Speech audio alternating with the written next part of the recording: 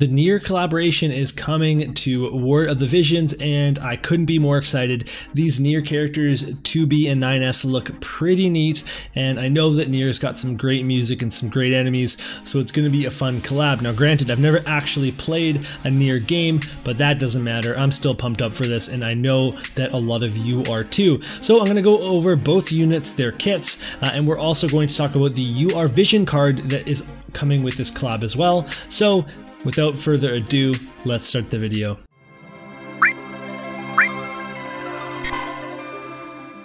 Before we begin the video, I just want to thank War of the Visions Calc for all the information used in this video, and I'd also like to welcome a new patron, Anton Ochoa. Thank you so much for your support. Alright, let's talk about 9S, the Bruiser himself.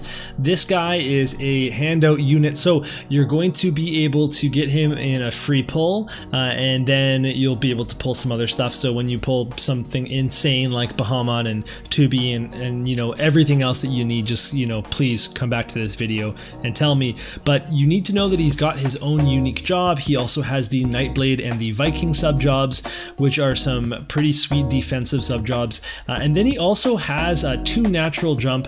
Of course, he's a lightning unit, he's cost 80, all that kind of fun stuff. So at level 99, we can take a look at his stats, and I've already kind of gone over him in a previous video, so I'm not going to spend a ton of time on this. But his stats are fine. If you kept them at level 99, he'd be a really solid bruiser. His attack still isn't very bad at all at level 99, and there's really like a lot of good stuff going on here. As soon as you take him to 120, things get jacked up in a major way, and we're going to compare the two of them side by side in just a second here.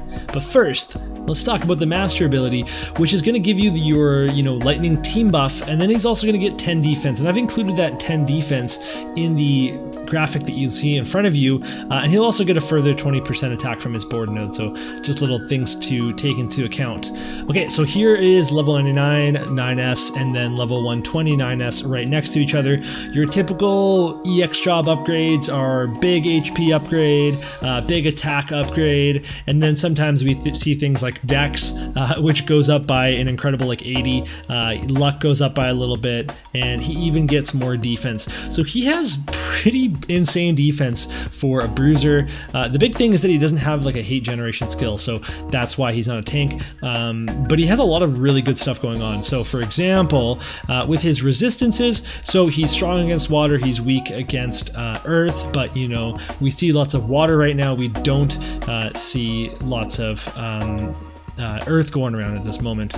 And then he's got resistance to slow, disable, and confuse. Those are all relevant. Those are all in the meta. Well, slow is kind of out a little bit, but you'll see these. You'll see them in PvE. You'll see them in PvP. That's great. Now here, the resistance is slash positive, pierce positive, and projectile positive, and he can get another 15 projectile resist from his passive from the Viking, and then he's going to get double resist from the Nightblade, and we'll talk about that more. So basically, he's going to be able to take a beating from Pierce and those projectile units, and we already have units that are strong in that way, like LCRL's already that kind of unit as well, but he's going to take it to a new level. He's going to be able to buff your other units.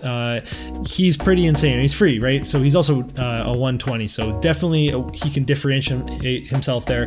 Now he has the weakness to magic, and he also has the null, no resist to strike. And that's kind of relevant because Oran's gonna strike, 2B's gonna strike, and then you know my Raldor is gonna be bump, bump, bump, punching you. So you have to watch out for that kind of thing, because it really does make a difference when you don't have a positive resist to something. Okay, so his TMR, it's his clothes, they're okay, like nothing here really jumps out to me except for this ability which gives regen to everybody that it hits, and then it nullifies sleep, confusion, and charm. Nullifying charm is so good that it makes me want any TMR, even if I don't build this guy, which I probably won't. I'm still like kind of interested to see if I can get him to 99 within the collab from like the Chocobo and stuff, so that I'm able to actually get that TMR, because I want to just try it out. I hate charm. Okay, so we'll talk about his passives next, and he's got some good ones. So the first one here is going to upgrade a skill. We'll talk about what skill that is later and whether or not you should equip this passive. But then he gets that Nightblade passive that gives you some attack and some accuracy. It's very good. He has a move +1 and an agility buff. So he has jump 2, he has move +1, he can be incredibly mobile, and he actually has some pretty good range too. He gets the Viking lore for another 24% attack, and then that unyielding, or whatever it is, unyielding protection, which is 15% missile resist. These are all good buffs to have. Like, it's going to be hard to pick his passives. I think that the move +1 and agility is largely going to be one you pick, and then probably that Nightblade 30% attack accuracy, because that's just good as well. And then counters, the big thing here is he's got a physical reflex, and that is really good. Like, reflex is, well, reflex got relegated. So the best counter is now Aeon Bond, and then it's reflex, and then it's all of these physical reflexes and magic reflexes that we see on, like, you know, like your red mages and your Garbles and whatever else you have. So next up, we'll look at his Yorha number 9 type S job skills. So, I mean, I'm clearly, that's something from the game. The first skill is just like your classic long range little damage skill, cheap AP cost. But then he gets like this Sentinel type ability. It's obviously it's less defense and spirit, but it's a significant amount of defense and spirit, and it actually applies to himself and his allies. This is crazy. Like, this is a really, really good team buff, and if you upgrade your EX, it's going to actually give him Protect as well. Protect is a really strong skill. Shell is a really strong skill. This doesn't give Shell, but just those two are really important skills. This is a really big reason to take him to EX jobs.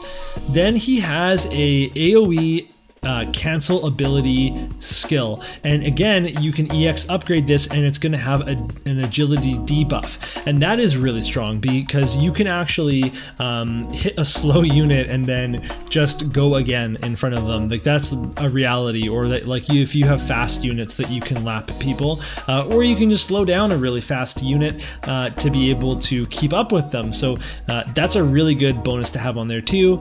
Cancel ability activation is a nice little bonus on there, and it's good to have some AoE. Then he has this attack buff, and this is also, it's also an accuracy buff. It's really good. So cheer with Tidus is also 40%, and I definitely noticed that pumping up people. This is a really solid buff. Some people don't have attack buffs on their kit, so when you see this, this is really solid. And the ability to give people accuracy, and this is at a range, it's got a huge TP cost too. It's going to generate 18 AP. This is just a really solid ability. The thing that you start to see here, though, is that he has to use all these abilities and kind of put that, you know, get that all out before he engages in combat, and he's got all this move and all this jump, which means he's going to move really far. The other problem with having a bunch of move and a bunch of jump and having a ranged TP skill is that if you can't quite reach an enemy, and you can, but you could like hop up 2 levels and like huck off to your buddies and be like, hey, here's some attack and some accuracy, you'll do it. Like, you'll do that on auto, and it can be pretty painful to watch. So you'll have to play around with that one. He's also going to get a attack and magic break that will also have a chance to stun. This is the passive that we talked about. So that passive that upgrades a skill, it puts a stun onto this skill and increases the range of it. That is actually pretty important. So this is a 200% attack. It is non-type damage, which means it does not get affected by pierce attack up, but it's not affected by any sort of damage type resistance. It is affected by lightning resistance, and it is affected by defense, but not by any sort of damage type resistance. So if we take a look at this, when you upgrade it, it actually gets 5 range, and the range height is 2. That's really significant, and that's actually going to go a great deal to mitigating what I was just talking about, which is him getting all caught up in doing his ranged buffs if your team is not together. So your instinct might be to not use that passive because it doesn't have that, like, you know, stat boost that you're looking for, but having this kind of range on what right now is his highest potency skill in the kit until we get to job level 25, that's got to be worth testing at the very least, if not just something that you have to equip. So his job level 25 skill, That's down at the bottom here.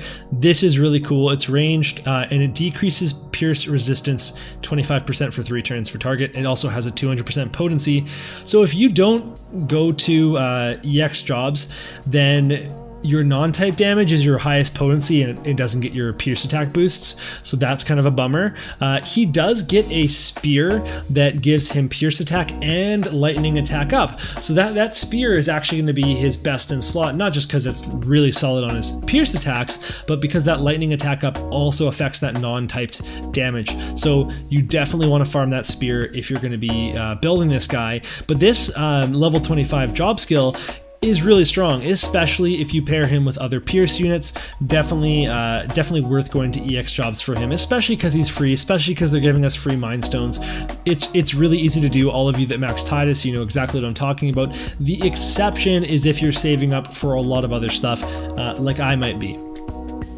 Okay, so the sub-skills on the Yorha number 9 type S, there's only a few. Now the first one is just a little poke that pierces. It's just okay. It is 2-hit though. 2-hit attacks are important for all sorts of PvE content. They're also good for breaking barriers that have multiple charges, so that's actually something that your AI will do if it knows that that will be like a positive thing to do. So there's a case there. And then this is really cool. It's tough though. It's a TP skill that breaks defense and agility, and again, it's so strong. I just don't know that he's ever going to use this on auto. If you were playing PvE, if you're playing live PvP and any sort of manual content, this skill is bananas and definitely really cool. But with these skills alone, it's going to be hard to justify this sub job.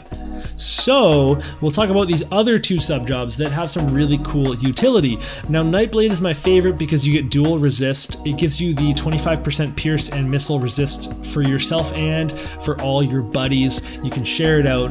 That's really huge. And you also get this huge potency skill. It's one of the, you know, it's his AoE technically. It's his highest potency skill in his kit. That's not, you know, something to ignore. And then you also get this 3-hit absorb attack, and he's a, you know, a very bruiser guy. If he's taking lots of hits, he can take lots of hits. He can heal up more. It's not a huge heal, but it is something, and it is a 3-hit attack again, very relevant for chaining. And then Viking, you get your whatever this skill is called again. It gives you defense and it gives you a 40% attack buff. That's really nice if you're really building him for attack and you don't want him to team buff. You want him to just you know, get up forward and start attacking. That's something to consider. And then also this wide AoE attack here. It's a 205% potency. This is the killer axe, and it also has the human killer on the attack. So this is going to be one of his strongest attacks on his entire kit. And again, that's something that you can't really underrate as well. So if you're going for damage, although this won't, you know, again, this won't benefit from that pierce attack up, it will benefit from the lightning attack up. Next up is 9S's Limit Burst, and it's a really cool one. A few things to mention here. It is his sole source of defense penetration. That's kind of a big deal, and it also is a non-typed damage skill. This is a limit burst that you would level up because you would then get more defense penetration and you would get more damage as a secondary effect. The AP cost is high, so what does that mean?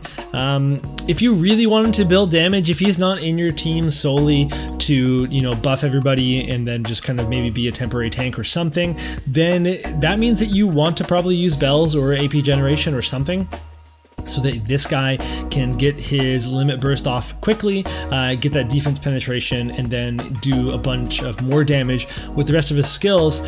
But I don't really see him as being like, you know, built to be your main damage dealer. I see him more as a support unit.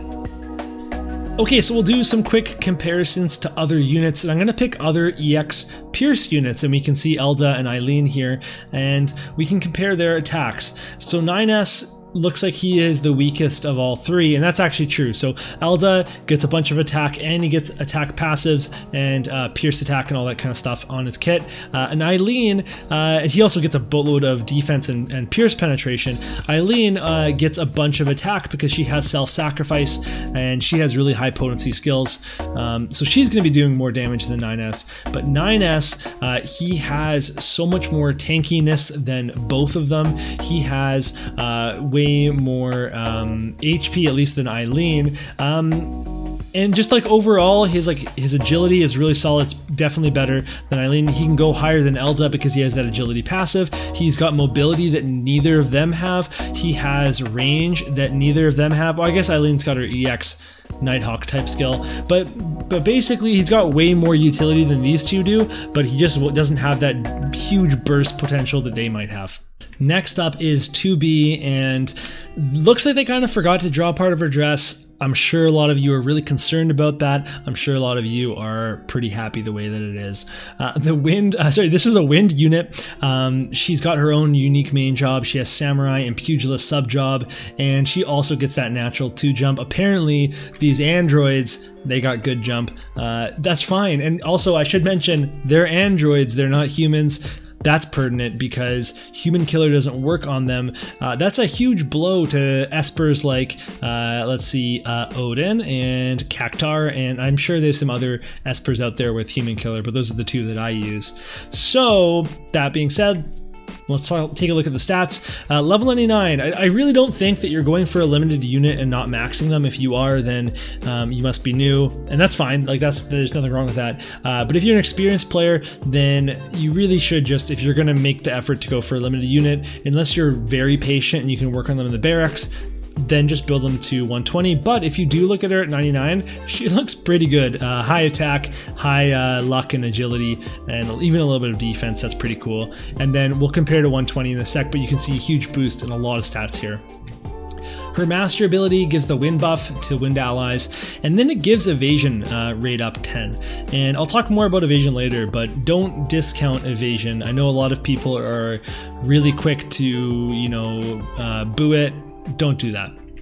Okay, so 120 versus 99. You can see she gets a pretty sizable buff to luck. She gets a pretty sizable buff to her attack power, and she even gets some more crit rate. Her agility doesn't change, but her agility is very high. So definitely looking very evadey with that huge luck and that huge agility, and the rest of her stats aren't too bad to look at either.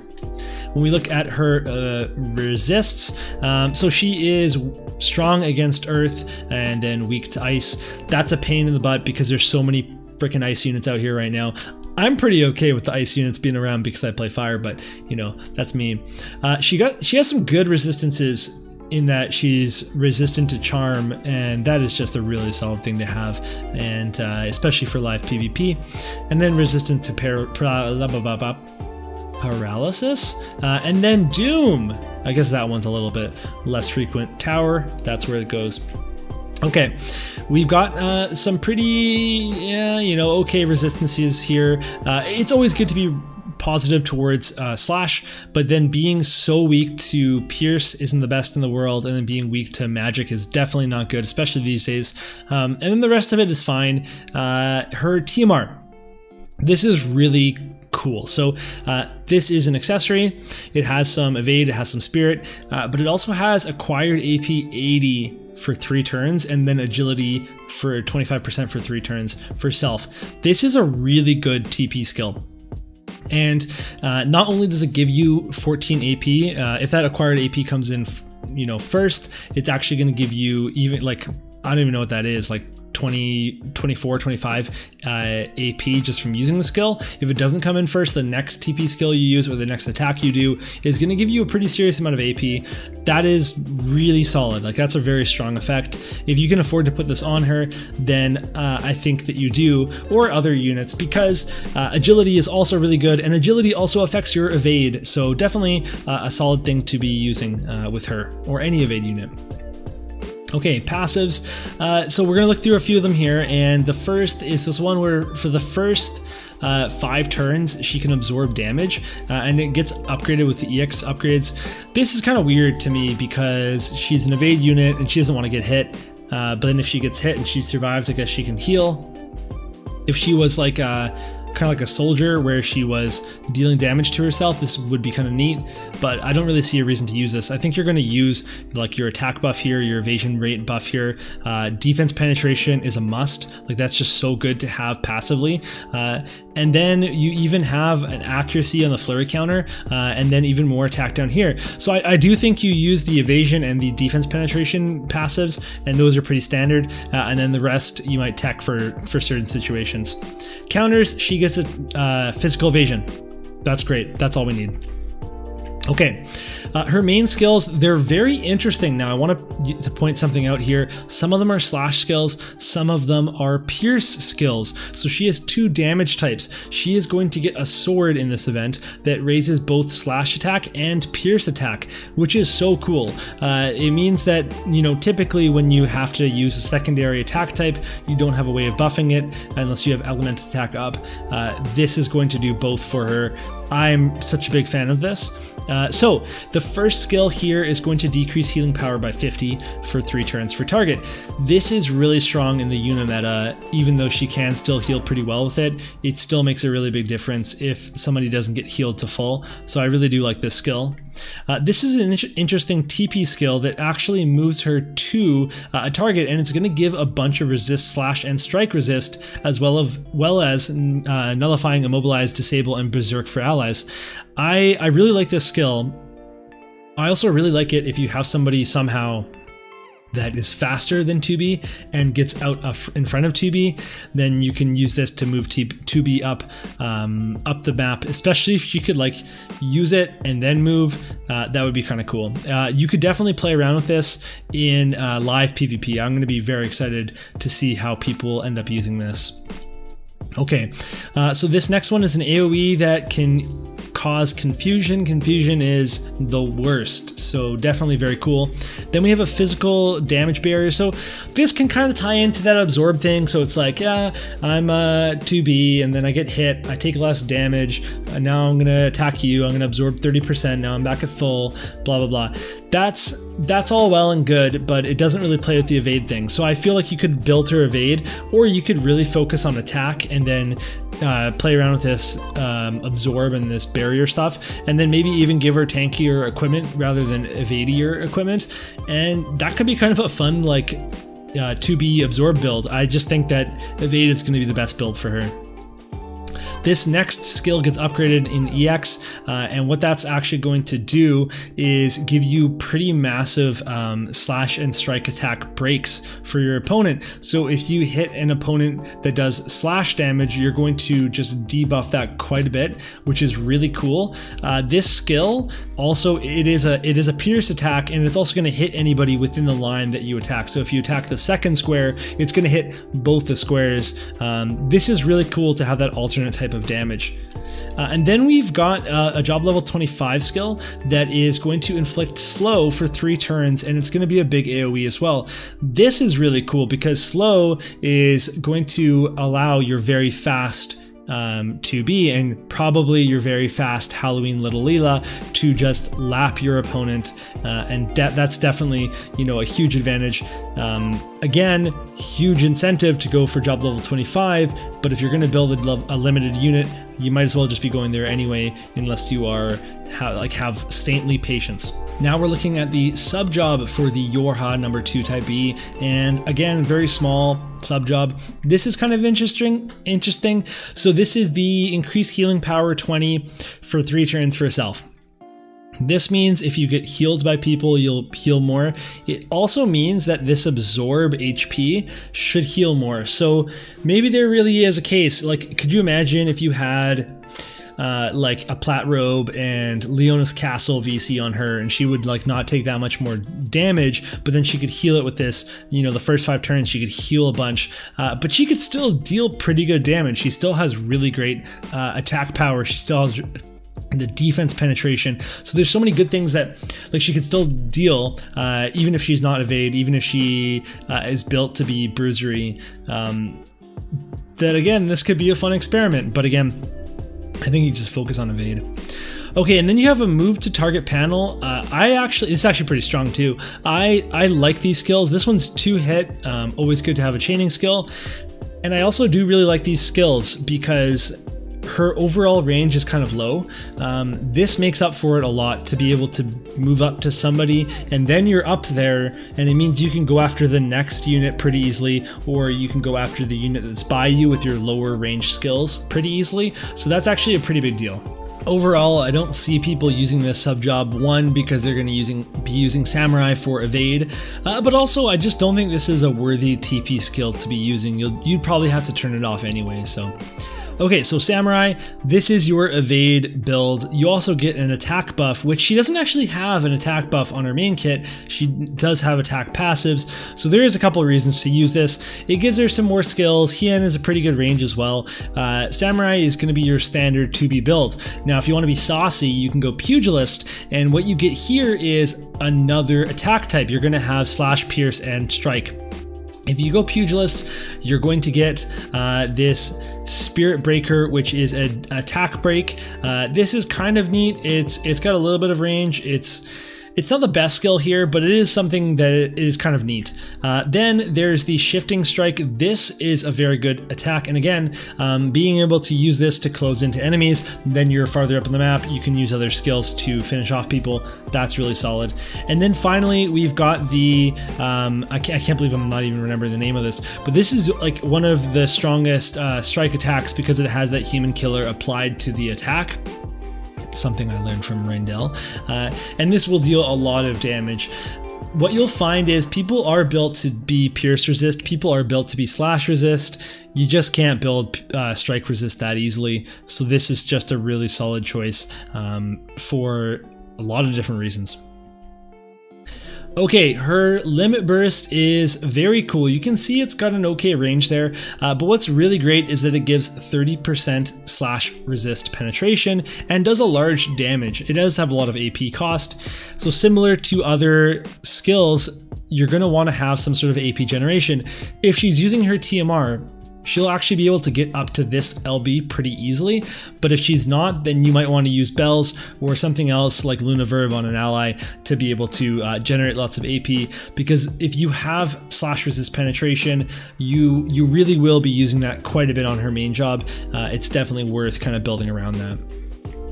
And then for the comparisons to other units, I'm going to choose Rob, I'm going to choose Stern, and you can go ahead and get at me in the comments and tell me who you would like to see a comparison with, and you can go do that on warthedivisionscalc.com because they have all the units and all the stats there, and it's all accessible to you. You can even build them up in the builder so that they are right next to each other, and it will look real nice. But I chose these because these are evade units. These are all attackers, and I think that they can compare in that way. Rob especially he's very evadey, he has Samurai job, and then Stern because he is less evadey than Rob, but he does have good evade and he does have high attack. So when you look at all these three units, you see 2B and Stern have the same attack, except for Stern has self-sacrifice, and Stern has defense and slash penetration. Actually, wait, I think he has at least the slash penetration break. I don't know about the defense penetration, but he has ways to get damage through. Rob has less attack than both of them. He does have the self-sacrifice buff as well, but he is going to also have some big AoEs. He's going to have his own, select VC. He has pretty awesome starting AP. He's got some things going on. He is weaker than the two of them. So 2B is going to be somewhere in the middle of these two units. But then when you look at the luck, her luck is higher than both. If you look at the agility, her agility is higher than both, and she is going to get her own VC as well. So you can see that she really is pushed for evade, and that her damage is going to be quite strong. Okay, so this is 2B's VC. Now I think that you pretty much go for this if you're building 2B. If you're not going to build 2B, then you might not want to get this, but if you do, then yeah, I think it's the way to go. So the stats are pretty straightforward. You get some attack, you get some HP, and you get some spirit. The bestowed gives you even more attack. Then you're going to get luck and spirit on the party ability. These abilities are only for wind units, which does make this a very specific VC, but obviously 2B will benefit from all of this. Then it has a global exclusive buff that gives slash resist penetration and agility for 2B. Agility is so strong. She already has a really high agility. She's going to be even faster. She's going to be even more evadey. And the fact that she gets slash resist penetration here takes a little bit of pressure off getting it on your LB. But if you do get it on your LB, you can stack a bunch of slash resist penetration and make her just a total powerhouse. And then the level 99 wind buff is going to be for critical damage, which is really solid too when you have high dexterity, when you have high luck to be able to crit and then deal extra damage on that as well. So I really do like this VC for her. I think it's really strong. It compares to your Secret of the Heart and your Birth of New Life in that it actually gives the same amount of luck as Secrets of the Heart does. So here's the thing. If you're going to build a full evade party, you might still have to use Secrets of the Heart if you have lots of units from different elements. However, if you build a wind evade team, then you can just use this Nier VC instead, and we have 2 wind evade units. So you have Halloween Little Leela and you have 2B, and in the future we're going to get a sniper, a wind sniper that is not built like for evade, but does have high agility and luck, you know, like higher than average agility and luck, and could kind of like fit in there. But even if you don't use him, then you could just have a non-wind unit as the 3rd unit. That could just be your, I mean, you probably wouldn't be using a healer, maybe you're using some sort of other damage dealer, I don't know, but you can just do a 2-person evade with Halloween Little Leela and 2B and use that new Nier card. But if you're gonna go full evade, then, or you could even just go on a team and have 2B be your only evade unit and only get the benefits from that card, and then you have 2 other units. Maybe you have a tank, maybe you have a healer, maybe you have other DPS, but 2B is the only one that's actually built to be evadey. Now it's time for the fun part. We're going to talk about whether or not you should pull and the pros and cons for each unit slash VC. So for 9S, he gets a lot of pros, and I've talked about this before, but super high defense. He's got jump 2, the move +1. He can buff resistances, defense, spirit, and attack. He has non-typed damage, physical reflex. He can break, agility, attack, magic, defense, and pierce resist. He's got so much utility, not just for PvP, but for PvE, and he's free. Human Killer also doesn't work on him. Just so many things that are so awesome. Cons is the non-type damage is the highest in potency until EX jobs, so there is kind of like a damage concern there. He doesn't have any defense penetration without his LB, but I really think that the pros heavily outweigh the cons in this case.